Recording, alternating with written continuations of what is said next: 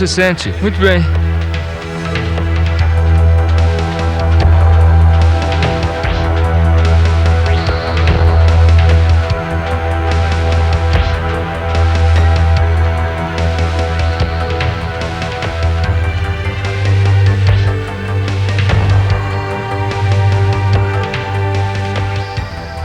Desde a década de 1950, os Adventistas do Sétimo Dia chegaram a ser uma das populações mais estudadas do mundo. Mais de 140 jornais científicos foram publicados, usando milhares de adventistas como tema.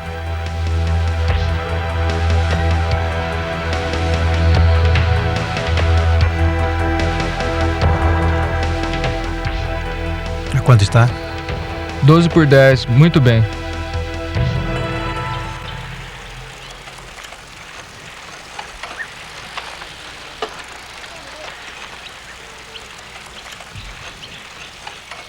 E a que se deve toda esta atenção?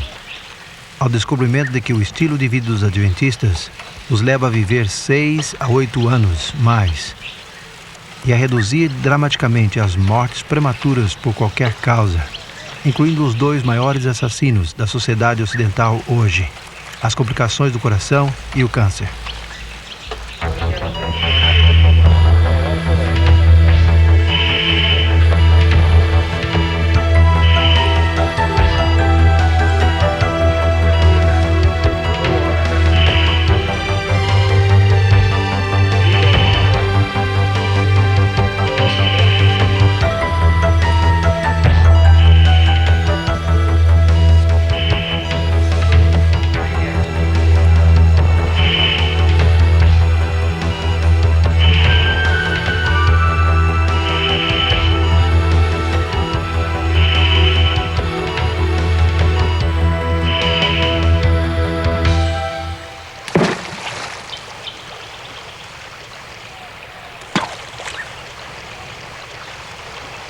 Qual é a fórmula mágica?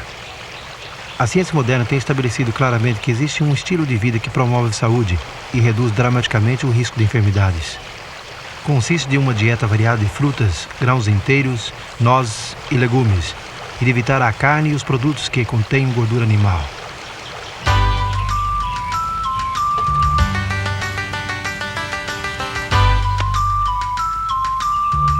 Mas também é importante o sono adequado, o exercício ao ar livre, tomar muita água e abster-se do uso de tabaco, álcool, café, chá e outras drogas.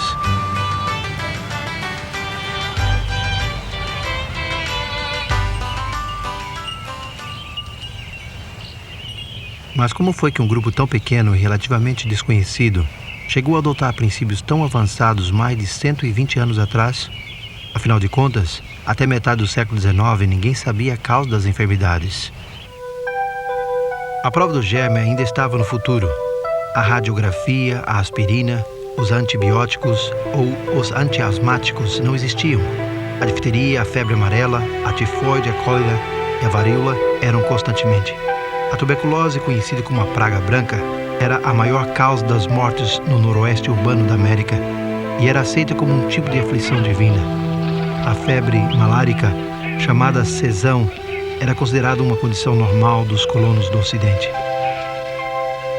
Mas as mais absurdas que as mesmas doenças eram as supostas curas. Para aliviar o sofrimento dos pacientes, os médicos receitavam colomel ou cloruro de mercúrio, estricnina, mercúrio, salitre, ópio, álcool e tabaco.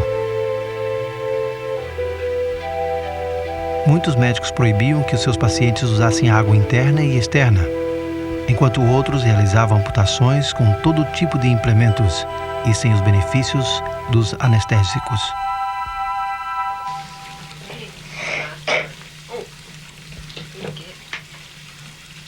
O ar noturno era considerado perigoso. Fechavam as janelas e as portas hermeticamente por medo de apanhar gripe. Os estores permaneciam fechados para evitar que os móveis se descorassem. E os residentes urbanos não praticavam exercícios nem se banhavam.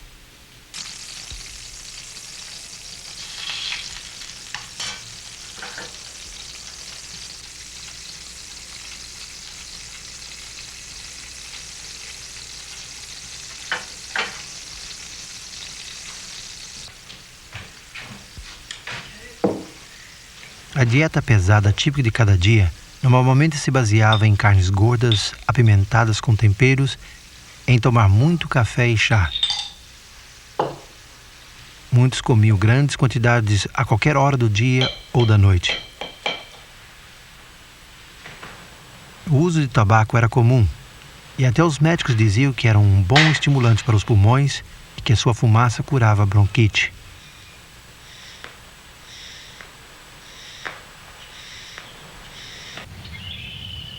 Quase ninguém via relação entre o regime alimentar e as doenças dominantes.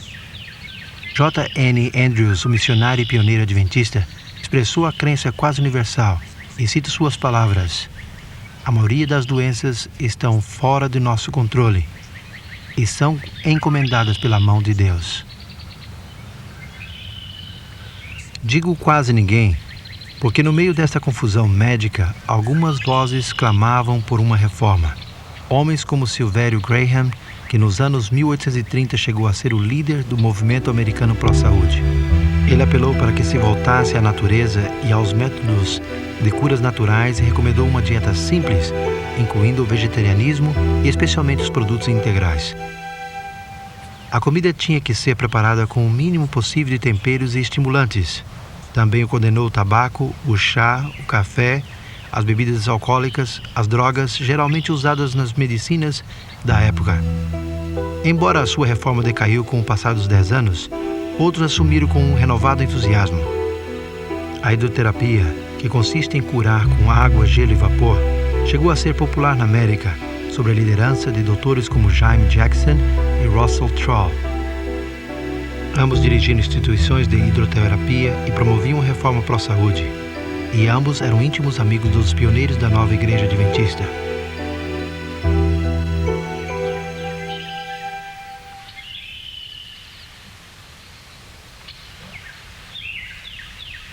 Em 1858, aqui no estado de Nova York, o Dr. Jaime Jackson estabeleceu o Lar na Encosta, ao norte do povoado de Dansville. Era a instituição hidroterápica mais bem-sucedida de todas. Jackson publicava um jornal mensal, As Leis da Vida, onde ressaltava suas ideias, opondo-se intensamente às drogas receitadas pelos seus companheiros. Ele tratava seus pacientes com métodos e remédios naturais. Enfatizava especificamente a ideia de obedecer às leis naturais e ensinava que obedecer à natureza é viver. Cria que o maltrato do corpo também afetava as capacidades morais do homem, debilitando assim o seu caráter. Nas décadas de 1840 e 50, se realizaram movimentos de reforma pró-saúde, mas ao mesmo tempo, a maioria da população da América sofria de uma ignorância geral e uma negligência aterrorizante com respeito à saúde e à higiene. Foi nesse tempo em que Deus decidiu alertar os adventistas do sétimo dia de sua preocupação pela saúde e felicidade de todos. Como nos tempos bíblicos, ele usou o dom de profecia. Entre os anos de 1844 e 1848, Ellen White recebeu muitas visões, mas nenhuma tratava dos princípios de saúde. No outono de 1848, foi-lhe mostrado que não só o tabaco era prejudicial para a saúde, mas também o chá e o café.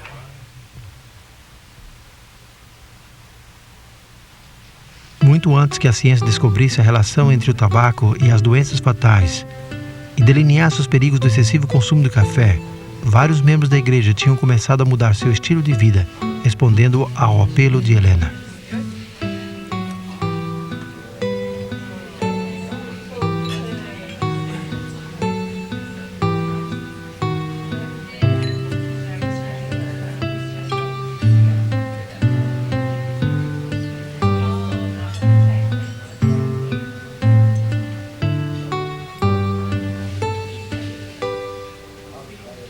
Nos anos seguintes, em 1848, as páginas do Jornal da Igreja informaram com entusiasmo sobre as lutas para deixar o tabaco, o chá e o café.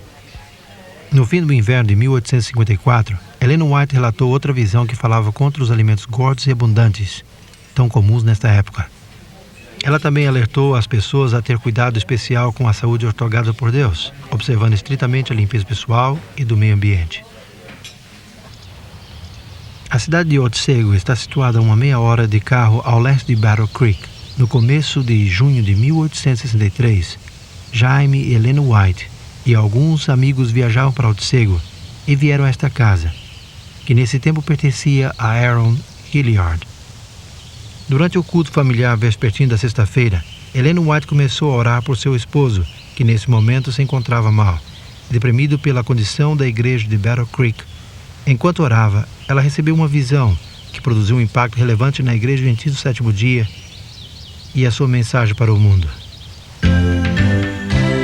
Na visão, Helena White presenciou o papel que a carne desempenhou no declínio da raça humana desde o tempo de Adão. A carne de porco foi a mais atacada, mas todas as outras também foram acusadas. A visão também falou contra o uso de bebidas alcoólicas, dos temperos e das sobremesas. O tabaco foi descrito como um dos venenos mais fraudulentos e malignos. Lembremos que isso aconteceu 100 anos antes da famosa reportagem do cirurgião-geral dos Estados Unidos, O Hábito de Fumar e a Saúde.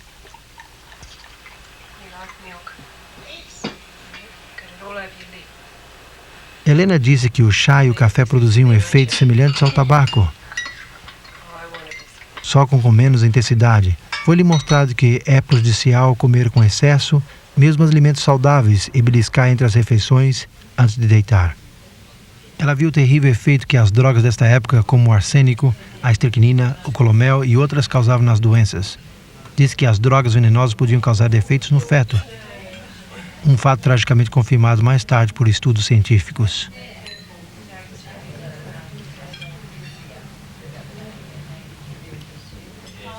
A eliminação desses alimentos e das práticas imprudentes faria com que qualquer pessoa vivesse melhor. No entanto, a visão não somente corrigiu erros, mas também aconselhou positivamente.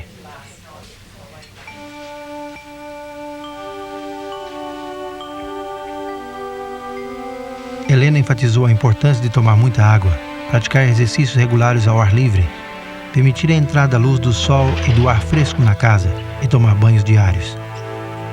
Hoje tudo isto é comum, mas na década de 1860 era uma mensagem estranha para muitos.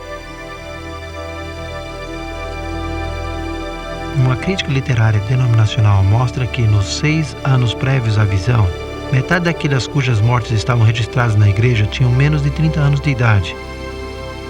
A necessidade de mudar o estilo de vida era evidente, até mesmo na igreja.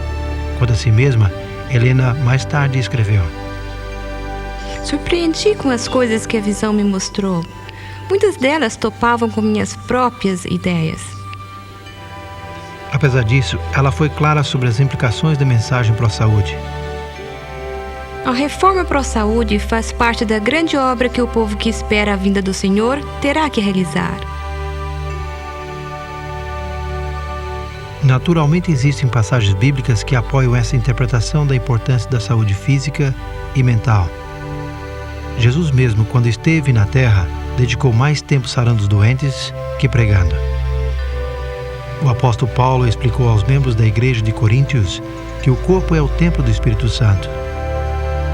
Também ensinou à igreja dos Tessalonicenses que para poder crer na breve vinda de Jesus, devemos manter o corpo, o espírito e a alma sem mancha até o regresso de Cristo.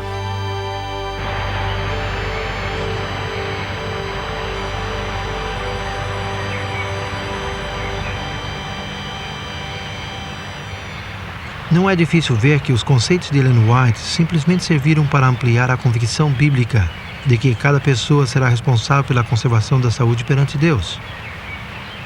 Mas quanto ela teve que depender de seus contemporâneos para informar isto? Ellen White declarou que antes da visão nunca tinha lido nada sobre a saúde, nem conhecia a revista do Dr. Jackson, As Leis da Vida. Por causa do seu ocupado itinerário, ela não pôde publicar a visão até 1864. E não foi depois disto que ela leu alguns dos livros e revistas populares sobre a saúde, dos quais disse: Surpreendeu-me ver que eles estão quase em harmonia com o que Deus me revelou. Com muito cuidado, ela escolheu trechos dessas revistas que fossem compatíveis com o que ela tinha visto em visão, e os incluiu nas publicações sobre saúde em 1865.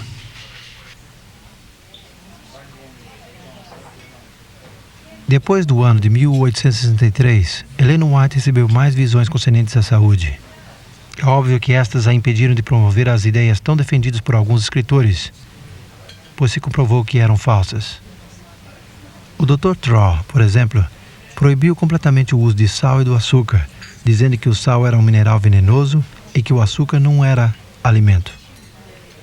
Ellen White usou um pouco de ambos, mas advertiu de seus maus efeitos se usados sem reserva. Em 1901, ela escreveu acerca do sal. Segundo a luz que recebi de Deus, o sal é realmente essencial para o sangue. Não conheço a causa ou o motivo disto, mas lhes comunico a instrução que me foi dada.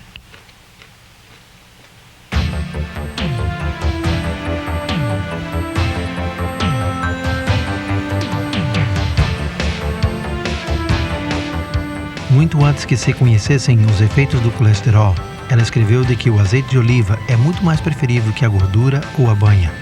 Promoveu um regime vegetariano suprido pelo uso limitado de leite e ovos, muito antes que a ciência confirmasse seus benefícios. De fato, se tem comprovado que um regime vegetariano melhora a resistência dos atletas significativamente. Sua preocupação sobre os produtos refinados e o consumo de muito açúcar tem sido grandemente confirmado pelas investigações científicas. E que sobre os benefícios de caminhar, exercitar-se ao ar livre, na água e à luz do sol, e do divertimento e descanso apropriado que ela defendeu tão intensamente, quem negaria isso hoje? Eu tenho problema com pessoas agressivas. Mas na época de Ellen White, suas mensagens encontraram oposição. Contrária à opinião médica desse tempo, ela promoveu a importância da função da mente no processo da cura. Hoje, a ciência dos psicomáticos reconhece o papel vital que a mente desempenha para vencer a enfermidade. Assim que não queres enfrentar o trabalho ou qualquer outra coisa? Em junho de 1982, a Sociedade Científica Americana e o Conselho Nacional de Investigações publicaram um relatório intitulado A Dieta, a Nutrição e o Câncer.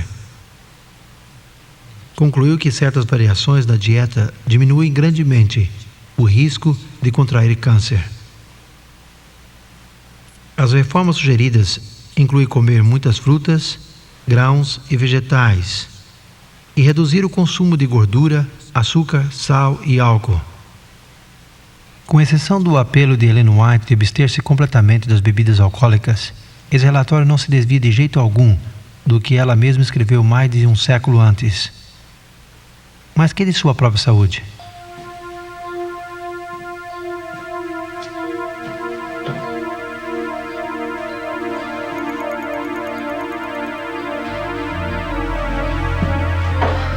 Ao receber a visão de junho de 1863, ela se encontrava débil, fraca e sujeita a frequentes vertigens e desmaios. Padeceu do coração toda a sua vida e sofreu 5 paralisias antes de 1870. Descreveu-se a si mesma como uma grande consumidora de carne e disse que o pão era repugnante para ela. Mas aceitou a instrução recebida e depois de 1863 mudou seu estilo de vida e sua dieta radicalmente. Como resultado, seus constantes desmaios e vertigens a deixaram por completo e a sua saúde começou a melhorar.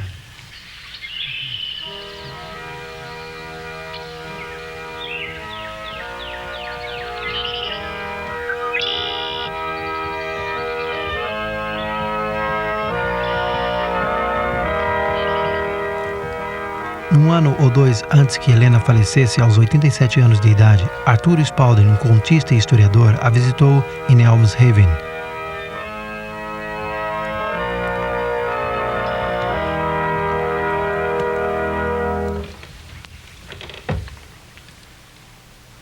Depois de ter o culto familiar aqui na sala de visitas, ela saiu ao vestíbulo e, com um passo ligeiro e vigoroso, dirigiu-se às escadas. Arthur Spalding lhe ofereceu ajuda, mas ela respondeu: Oh, não, obrigada.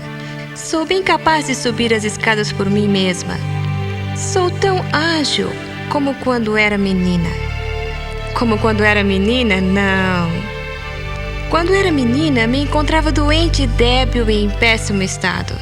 Mas agora Deus me curou e fortaleceu e me sinto melhor, muito melhor que quando era menina.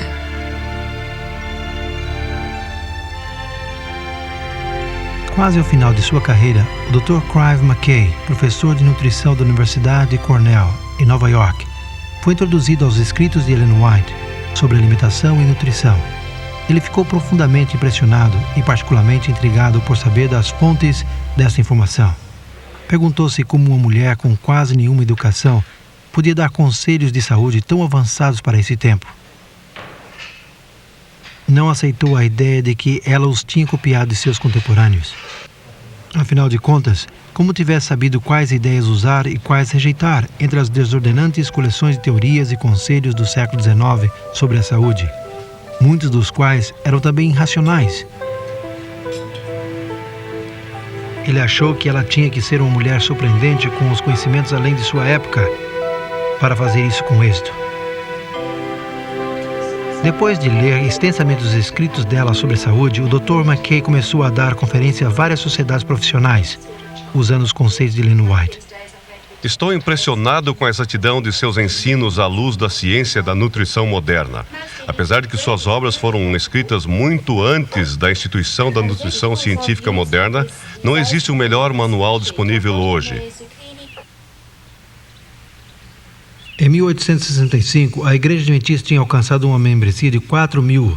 Apesar de não ser muito rica, a visão de 1863 lhe tinha feito lembrar a sua sagrada obra de alertar outros sobre a saúde. Mas como a Igreja alcançaria esta meta?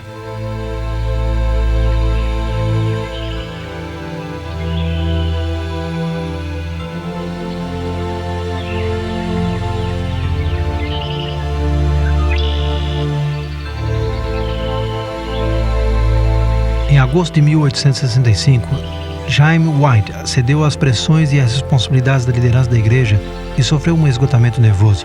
Sua esposa o trouxe aqui, ao lar na encosta, em Dansville, para ver o Dr. Jackson, onde foi tratado por 3 meses.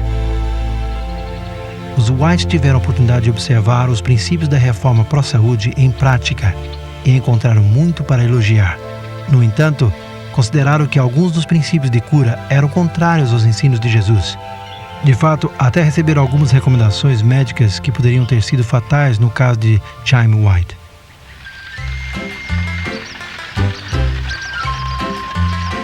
Em dezembro, Helena decidiu remover o seu esposo da instituição de Dansville e viajar a Rochester, no oeste do estado de Nova York. Ali se elevaram muitas orações a favor de Jaime White e no Natal de 1865, Deus respondeu dando-lhes um extraordinário presente. Ellen White recebeu uma visão onde se mostrou que a igreja deveria começar com sua própria instituição para o cuidado da saúde para aqueles que desejassem aprender a cuidar-se a fim de prevenir as doenças.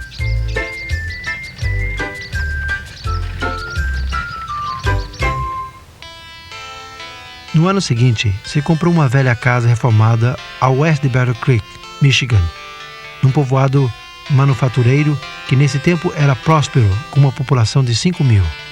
Conhecido como Instituto Ocidental da Reforma Pró-Saúde, foi inaugurado em setembro de 1866 como o primeiro centro médico adventista do sétimo dia do mundo.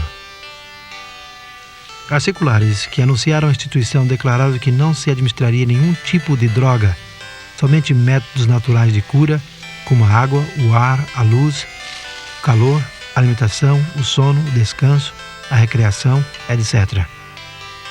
A alimentação consistiria de um regime estritamente saudável de frutas, grãos e vegetais.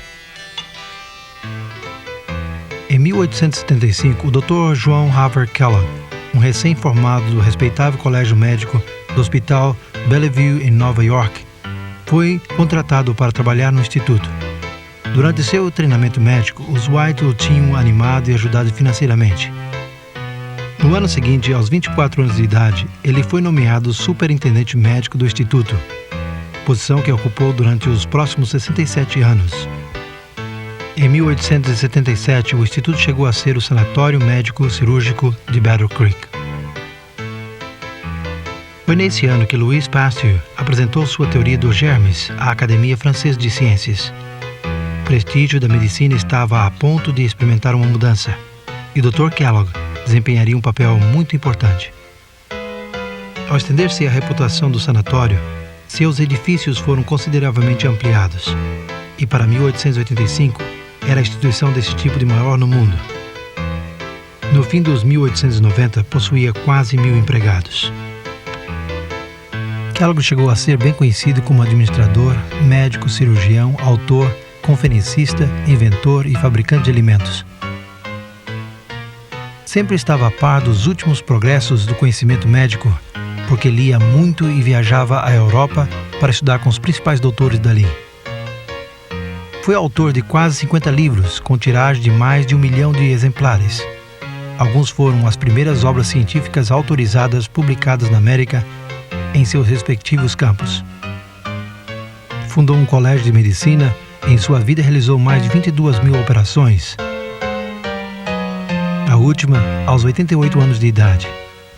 Suas cirurgias eram tão perfeitas que a cicatriz de Kellogg chegou a ser uma marca registrada. Conduziu mais de 5.000 conferências públicas a centos de milhares de americanos. No sanatório vestido de branco, ele falava sobre os últimos progressos médicos e sobre o sistema de viver saudável, qual sempre promoveu. Inventou muitos tipos de máquinas para tratar os doentes, incluindo este cavalo mecânico. O presidente Coolidge usou-o para seu exercício diário na Casa Branca.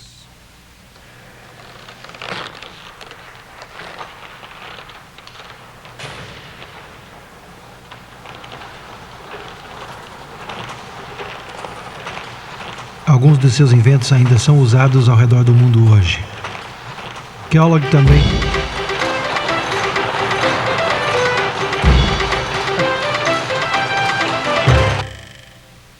também produziu variedades de alimentos para a saúde, incluindo os flocos de milho que mudaram o hábito de jejumar de milhões. Depois do desastroso incêndio que destruiu o sanatório em 1902, Kellogg decidiu reconstruí-lo maior e melhor, embora isso o contradizesse a advertência de Ellen White e outros líderes da igreja. Seu novo sanatório ainda existe hoje, em Battle Creek, mas é agora propriedade do governo dos Estados Unidos.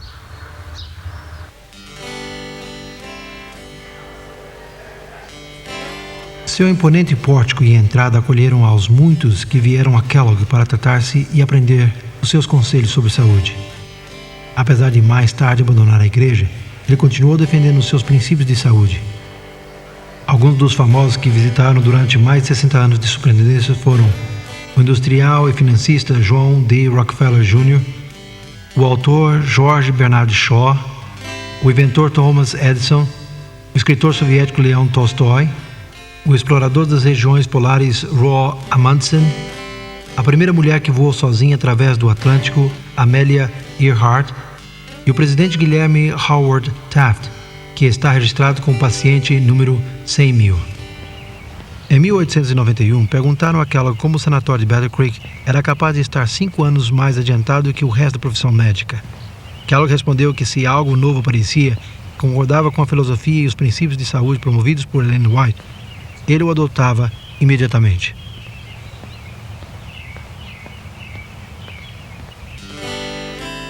Em 1901, se informou que 27 sanatórios adventistas e 31 lugares de tratamento estavam em funcionamento não só nos Estados Unidos, mas também na Suíça, Dinamarca, Inglaterra, Alemanha, África do Sul, Índia, México, Austrália, Nova Zelândia e nas ilhas do Pacífico. Ellen White morou na Austrália desde 1891 até 1900. E durante sua estadia, promoveu o estabelecimento de lugares de tratamento que no começo foram operados em Ashfield, um subúrbio de Sydney, por 2 enfermeiras que tinham estudado em Battle Creek. Mais tarde, a localização se mudou para Summerhill, onde chegou a ser um sanatório médico-cirúrgico. Em julho de 1899, Ellen White pediu que se construísse um sanatório longe do centro de Sydney, onde se preservariam os valores espirituais e os sãos princípios da cura física e mental. Depois desse ano, ela se encontrava no grupo que viajou desde a estação de Thornley, um subúrbio do norte, pelas vias do sertão, ao redor da rocha Cabeça de Cão, para inspecionar uma propriedade de 75 acres no terreno mais elevado da área de Sydney. Durante os anos seguintes, um sanatório de 100 camas foi construído. Foi inaugurado no dia 1º de janeiro de 1903. Sendo substituído em 1973 por este moderno edifício de 304 camas, o Hospital Adventista de Sydney pratica os princípios de excelência clínica junto com o Ministério Cristão de Cura.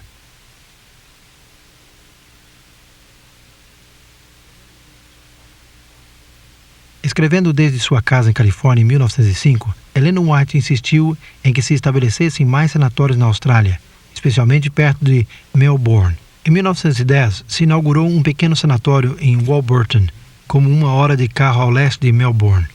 Este também chegou a ser uma instituição cristã bem administrada, que provê cuidado intenso e um bom programa pró-saúde que enfatiza a prevenção e a reabilitação.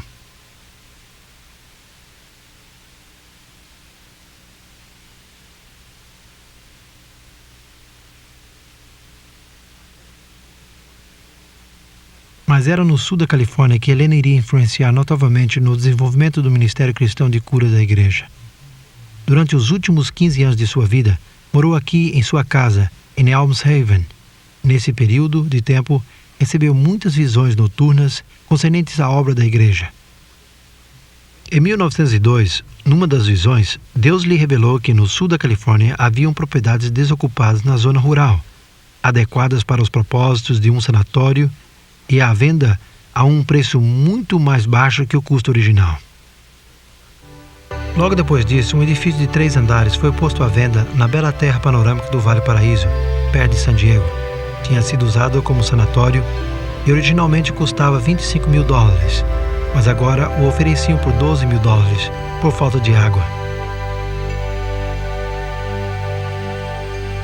As negociações se seguiram por uns 18 meses, até que em 1904 o preço foi reduzido a $4 mil, muito mais baixo que o custo original, justamente como Helena tinha predito. Depois da compra da propriedade, ela contratou a Sally Hampton, um perfurador de poços adventista. Sr. Hampton. Minha senhora, alcançamos 98 pés. Imagine, são 10 andares para baixo e não encontramos nada mais que areia e terra seca. Tem certeza que Deus quer que a senhora compre este lugar? Sim, Sr. Hamilton. 3 vezes me mostrou em visão que devemos conseguir este lugar. Bem, acho que isso me convence. Deus não nos daria um elefante sem prover água para que ele beba? Daria?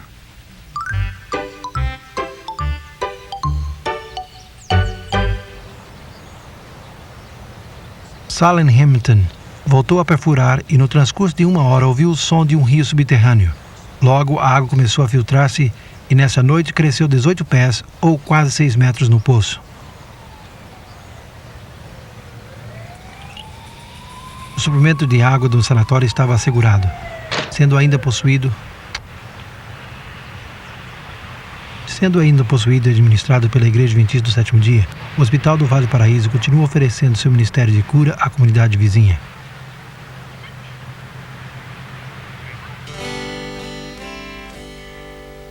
Em abril de 1904, Ellen White insistiu que se deveria assegurar e operar um sanatório perto de Los Angeles, um distrito rural.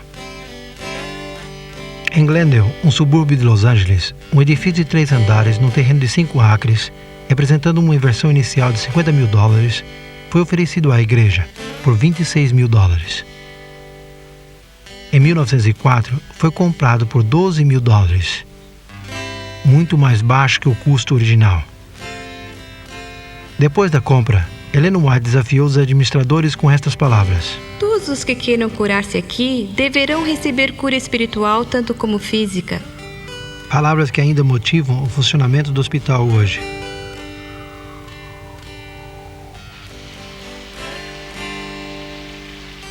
Mas teria que haver um terceiro sanatório no sul da Califórnia.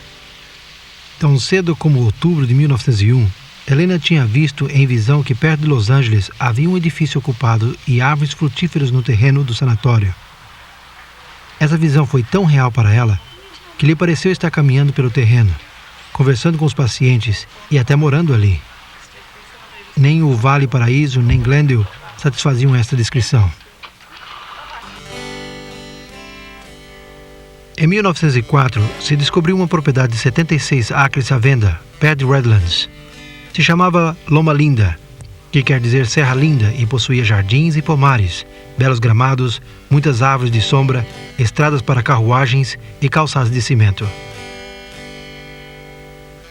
Entre os edifícios do cume da Serra Linda, havia um hotel de 4 andares com 64 quartos, eletricidade, aquecedor a vapor e abundância de água fresca. A princípio custava $150 mil. O preço da compra final foi $38.900, muito mais baixo que o custo original. Ellen White veio a Loma Linda pela primeira vez no dia 12 de junho de 1905. Enquanto lhe mostrava os edifícios e o terreno, várias vezes ela disse que reconhecia tudo como o lugar que tinha visto na visão 4 anos antes. Ter conseguido esse sanatório, completamente equipado e mobiliado, é uma das providências mais maravilhosas que Deus nos tem brindado. Loma Linda chegará a ser um importante centro educativo. Uma escola será estabelecida aqui para treinar médicos e evangelistas na verdade. Terá que ser da mais alta categoria.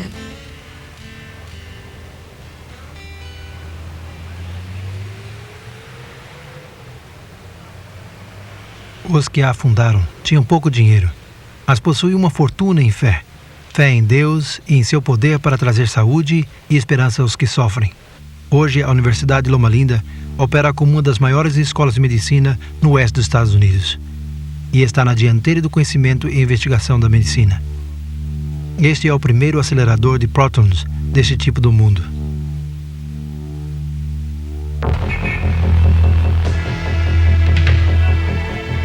Junto com centos de outras instituições de saúde adventistas do sétimo dia ao redor do mundo, a meta do Centro Médico de Loma Linda não somente é fazer que homens e mulheres se sintam bem fisicamente, senão que através de um ministério de compaixão e serviço cristão, lhes tragam cura espiritual e uma unidade com Deus para prepará-los para o breve regresso de Cristo. Esta meta revela o principal propósito do programa adventista para o cuidado da saúde, assim como lhe foi revelado à Igreja, através do dom profético otorgado a Ellen White. Esse propósito envolve muito mais que adotar uma dieta vegetariana, ou decidir parar de fumar ou tomar álcool.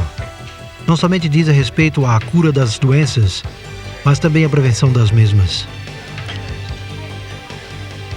Seu exemplo e motivação surge do infinito amor de Jesus, do divino bom samaritano, que veio ao mundo de doença, dor e morte, para trazer saúde física, mental e espiritual. Hoje, ele nos convida a seguir os seus passos.